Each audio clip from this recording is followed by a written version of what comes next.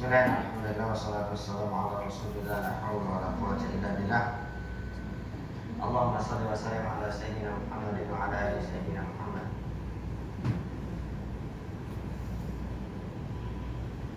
Pak Soleh dan ibu-ibu yang Allah muliakan, insyaallah pada kesempatan kali ini kita akan mencoba membahas tentang sebagaimana yang Bapak Ibu inginkan terkait dengan materi kajian kita pada siang hari ini, cara mendidik ya, cara mendidik anak menghafal Al-Quran. Saya akan bagi 3 poin pada kesempatan kali ini. Yang pertama adalah keistimewaan dari kita menghafal Quran. Yang kedua, pengenalan beberapa metode atau cara di dalam menghafal Al-Quran. Poin yang ketiganya adalah kita akan mencoba menelusuri cara menghafal yang diterapkan oleh lembaga yang ada di Jakarta, yaitu Askar Qaumi. Menghafal Quran istimewanya itu sangat banyak. Saya kira literasi ini bisa Ibu nanti baca tambahannya bahwa yang pertama otomatis ya, kalau kita hafal Quran, minimal setelah hafal itu kita jadi tahu dan paham serta mengerti apa aja yang ada di dalam, yang terkandung di dalam Al-Quran. Fungsi Al-Quran nanti muncul. Al-Quran tidak akan ada fungsinya kalau kita tidak mempelajarinya. Apa fungsi Quran itu? Hudan, petunjuk. Ya, Ibu biasa masak kok. Kalau mau masak masakan yang baru, tentu Ibu pakai panduan tidak? Pakai panduan kan? Itu panduan tuh namanya hudan tuh, kalau dalam bahasa Arab. Ibu pakai panduan. Sekiranya Ibu pengen masak supaya masak cita rasanya ini sesuai dengan nama masakannya. Nah, kalau di Cirebon itu ada namanya nasi leko misalkan, nah, atau empal gentong. Kalau di Jawanya yang hitam itu rawonnya, rawon misalkan. Kalau di Jawa Tengahnya andalannya garang asem, ya kan? Kalau di sini misalkan tom ayam, Tom yam. apa? Tom yam. Ya. Saya kira tomnya ayam ditaruh di tom, Pak. Tom itu panci, saya kira itu. Namanya tom yam kan? Tentu ketika kita mau masak yang seperti ini,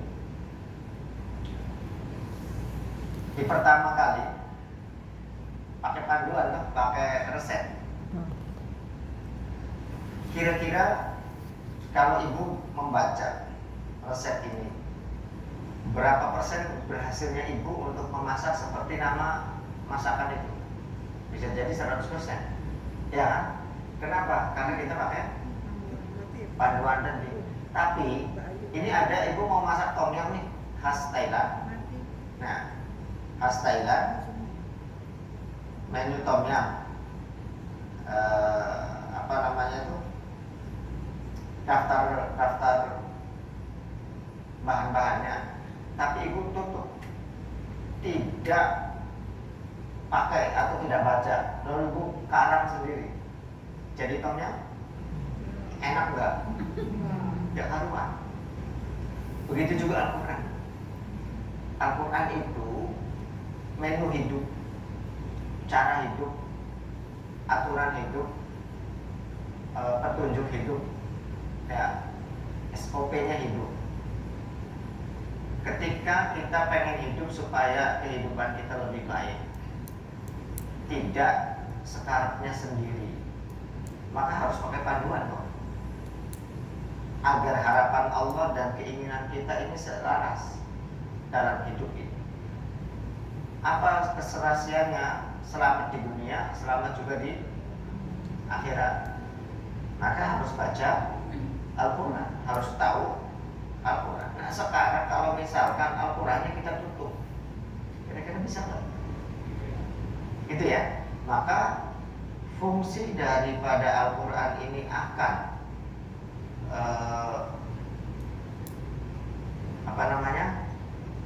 akan nyata, akan ada manfaatnya kalau kitanya ini membaca. Jadi otomatis ya, dengan menghafal Al-Quran kita bisa mengetahui resep hidup yang baik. Sepakat tidak? Jadi kalau misalkan Al-Quran ditumpuk saja sampai meleduk, kalau kata orang Indonesia meleduk itu sampai berdebu, ya nggak ada artinya. Jadi harus dibaca, harus dibuka, harus dipelajari. Nah ketika membaca, mempelajari, menghafal, ini nanti muncul masalah baru. Ustaz nggak ada waktu, Ustaz kesibukan, Ustaz saya punya anak kecil, Ustaz ayahnya juga suka merengek, bukan cuma anak saja gitu kan. Ustaz saya sibuk, Ustaz saya nggak ada pembantu, nanti gitu, ya kan? Nyalakan aja terus orang lain. Nah, udah nggak ada ustadznya, waktunya kurang, terus aja. Ya, nanti ustadz susah. Udah banyak alasan. Makanya banyak orang yang belajar agama itu kalau udah pensiun, ya kan? Berpikir bahwa habis pensiun itu waktunya banyak. Nyatanya habis pensiun, betul waktunya banyak, tapi kemampuannya malah berkurang.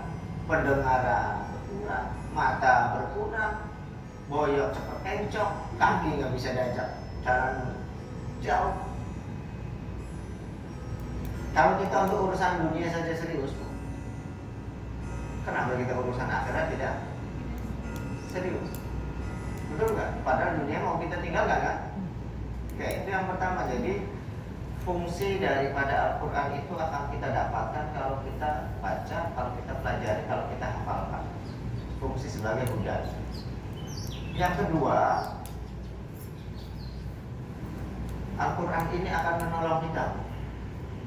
Ya sekarang mah oke-oke saja lah, belum kita rasakan pertolongan Al-Qurannya. Tapi sebagian orang sudah merasakan pertolongan Al-Quran. Buat mereka yang sudah tidak ada. Bahkan di dunia pun sudah ada sebagian orang yang sudah menikmati pertolongan Al-Quran. Ya. Berapa banyak anak-anak kecil dari kalangan orang yang biasa saja dari sisi ekonominya, bahkan secara fisik juga ada kekurangan, tetapi dimuliakan karena Al-Quran. Nah, dari situ kita belajar bahwa Al-Quran ini akan menolong orang, akan menolong kita, baik di dunia maupun setelah mati. Maka kata Nabi, Iqra'ul Quran fa innahu ya'ti yaumil qiyamati syafi'an ashabi. Baca Quran karena dia akan menolong kehidupanmu nanti di akhirat. Nah sekarang kita mau pertolongan dari Al-Quran, tapi kita gak pernah menyambung silaturahmi dengan Al-Quran. Gimana Al-Quran mau kenal kita? Nanti alasan waktunya Ustaz, sibuk Ustaz, ayo sudah gitu aja. Boleh, alasan itu diterima di depan Ustaz, tapi di depan Allah tidak akan terima. Kenapa? Karena tahu atau siapa waktu kamu banyak mainan WA aja, ya kan? Atau siapa kamu sibuk, kamu tiap 1 menit update status Instagram. Nah, kata siapa? Karena aku nggak tahu. Kalau saya sibuk saya, oh ya sudah. Tapi kalau kita berhadapan dengan Allah nanti alasannya apa? Ya Allah saya sibuk. Cek data kelakuan waktu di dunia.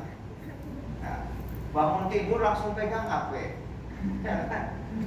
Gantang geluntung pakai HP, lagi sholat sampai HP, terus Ya Allah, itu kan saya pengen buka HP ada Quran ya Allah.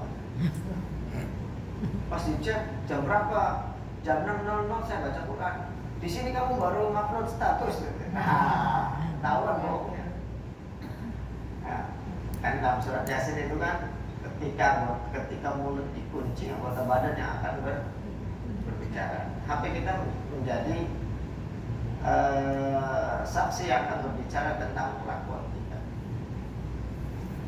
Pemberi syafaat yang kedua. Yang ketiga, zaman Quran orang akan jadi mulia. Zaman Quran yang tadi saya ceritakan, ada orang-orang dari kalangan atau dari keluarga biasa-biasa aja secara ekonomi, bahkan dari segi fisik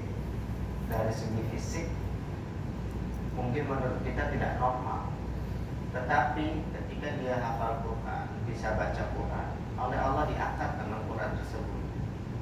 Ya, ingat, barangkali suka melihat tayangan-tayangan yang Hafiz Cilik, Hafiz Indonesia, itu kan suka ditampilkan, Masya Allah, orang-orang, anak-anak yang sudah 30 juz, yang kata dokter dicap divonis bahwasanya ada kelumpuhan otak secara permanen, ya kan? Tapi itu tidak berlaku bagi kekuatan Allah diberikan kepada anak tersebut. Allah akan dihajikan dan seterusnya. Mulia kan? Karena kan gini, Quran itu diturunkan dari zat yang maha mulia, yaitu Allah, dibawa oleh malaikat Jibril menjadi malaikat mulia, diberikan kepada Nabi Muhammad. Nabi Muhammad menjadi pimpinan para nabi yang paling mulia, diturunkan pada bulan Ramadan. Ramadan menjadi bulan mulia, diturunkan pada satu malam, Lailatul Qadar. Malam itu jadi malam mulia, diturunkan di Makkah dan di Madinah. Dua tempat itu menjadi tempat mulia. Maka Al-Quran melekat kepada siapapun, orang yang dilekatin Al-Quran akan menjadi mulia.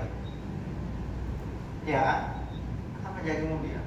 Jadi kalau kita mau mulia di hadapan Allah, hiduplah bersama Al-Quran. Pakai Al-Quran. Jangan hanya simbol saja. Teriak-teriak saya muslim, giliran suruh hafalan Al-Ikhlas, ya kan? Karena sekarang banyak ya. Lebih banyak menampilkan ke Islam, ke gaya fashionnya atau ke ininya, tetapi Quran sendiri tidak pernah disebut. Di Indonesia banyak ya. Di Indonesia ini gimana dolim, ini tidak sesuai dengan syariat Islam. Saya suka Islam. Nanya gimana syariat Islam?